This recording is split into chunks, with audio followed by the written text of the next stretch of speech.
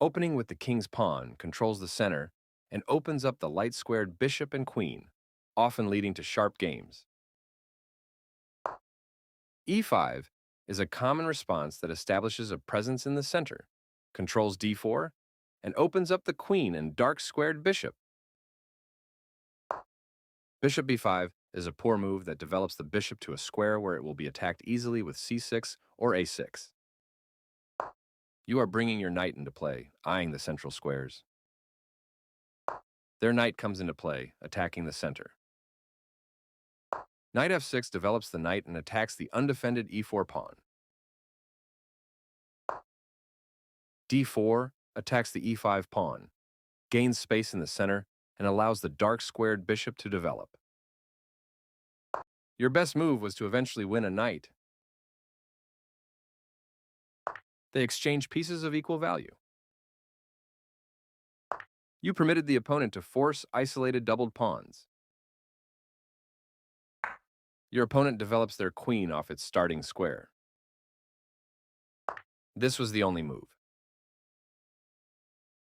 Their better move was to force isolated doubled pawns. You develop a bishop, which means you move it from its starting position. They protect their king by kicking your bishop with a pawn. This move loses a knight. Their best option was to tactically win a knight. This move will cost you a knight. Their better move was to tactically win a knight. You're going to end up losing a knight. That position was critical, but you didn't spend much time. Their best option was to tactically win a knight. This is the way to win material. Their best option was to defend a pawn that was under attack. You are now able to trade down material. Your better option was to trade down material. They defended their pawn, which was under attack. Good strategy to trade when ahead. You get a chance to win a knight by pinning a piece. Pin and win. Your move wins a knight. They played one of the best moves here. This is a fine move. Your opponent is losing material, but they were lost anyways. You capture that free knight. You get a chance to force eventual checkmate. Your opponent has no escape. You can force a checkmate with the correct moves. That was the only move. You missed a better way to tactically win a rook. You are now able to force eventual checkmate. Your best move was to force eventual checkmate. Their king steps away from the check by your bishop. You're kicking their bishop out of a useful square. Your opponent is losing a bishop, but you were already in a winning position anyways. That bishop was yours for the taking. Decent move, but they had a better one. Not the best move, but not bad either. That's playable. You're still on the road to checkmate. Precise move from your opponent. You're continuing down the road to checkmate. Their king steps away from the check by your pawn.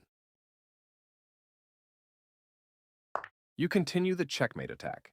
Nice, you capture a vulnerable pawn, winning material after all trades are completed. They move the pawn to safety. Your move gets closer to checkmate. I like their choice. You're still on the road to checkmate. They played the strongest move available. You continue the checkmate attack. Taking that pawn will win material for you after the follow-up trades. A clear recapture. You're still on the road to checkmate. They are right on target. You continue the checkmate attack. This is the way to win a pawn. They move their king out of the check from your pawn. You're still on the road to checkmate. Moving their threatened pawn to safety. You continue the checkmate attack. Precise move from your opponent. You're still on the road to checkmate. That pawn was yours for the taking. They played the strongest move available. You continue the checkmate attack. They move their king out of the check from your bishop. You continue the checkmate attack. They are right on target. You're still on the road to checkmate. Precise move from your opponent. Getting closer to the forced checkmate. This move puts their pawn on a safer square. You continue the checkmate attack. They took your pawn for free. You're still on the road to checkmate. Their king steps away from the check by your rook. Checkmate is always the best move.